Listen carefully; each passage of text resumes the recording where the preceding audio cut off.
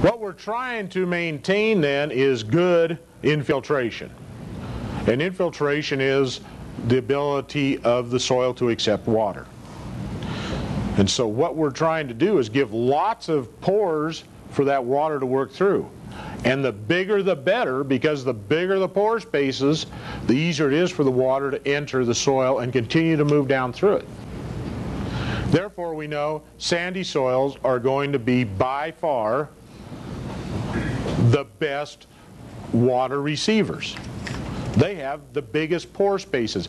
Interestingly enough, sandy soils don't have the most percentage of pore spaces, but they'll have the biggest pore spaces. Sand's compact pretty tight. And even when you work the soil, you can't fluff it up. You don't get chunks of sand sticking together. They pretty much stay individual particles. And so they end up being about a 30% porosity in a sandy soil. But those pore spaces are all big. So it's easy for the water to get down through that 30% opening. Turn right around and get a clay soil. You may have a clay soil that's 40% porosity. But the water has to get around all those platelets, and so instead of working its way right down between those marbles, now it's working its way all the way around those cornflakes. And it's having to work real hard to get down through there, so it really has to take a much more tortuous path. And there's more pore spaces, but they're littler. So it's having to work harder to work its way through those littler passages. There's more resistance to flow. And also, those sand particles, they don't really care if the water sticks to them or not. But those clay particles, there's a molecular attraction, there's a cohesion between clay and water. They want to attract the water and bond it to themselves. There's a molecular attraction. And so they're not letting those molecules right against them leave. They're holding on to them. And so the passageway was that big between the cornflakes, and then it took on some water it doesn't want to let go of. All of a sudden the flow path got thinner because it won't let water flow around the edges of itself, only in the middles between them.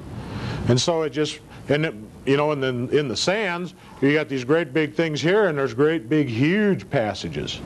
Not as many, but they're big, and there's no water sticking on that sand particle. Where on this cornflake clay, boy, there's a whole layer of water stuck on the whole surface of that all the way around it. Just the nature of the beast. Therefore, we see intake rates. We talked about intake rates, yes, on the last little segment, and we saw that the intake rates were very high in sand. You know, inch an hour is not uncommon, or even higher. Clays, 1/10 of an inch an hour is real high, because it has to work its way through all those labyrinth of platy particles to work its way down through the profile. Now, what's pulling it down through the profile? Well, gravity. Gravity's what's pulling it down. Everything's trying to go to the center of the earth. You know, if we didn't have gravity around here, I'd be floating around in the room, and your books and papers would be floating around in the room, and we'd be having a gay time in here. Space, you know, be like outer space. But we're being pulled to the ground. All that water's being pulled toward the center of the earth. So we put it out a sprinkler, it gets pulled to the ground due to gravity. Once it hits the ground, it's getting pulled down through the soil due to gravity. And down she goes as far as it can pull. The only thing that's slowing it down are all these particles that want to bond to it. They don't want to let it go. It goes down, hits a clay particle, stops. That clay particle says, no, you're not going any further than this. I got more strength to hold you than the gravity has to pull you on down. And so it stays there.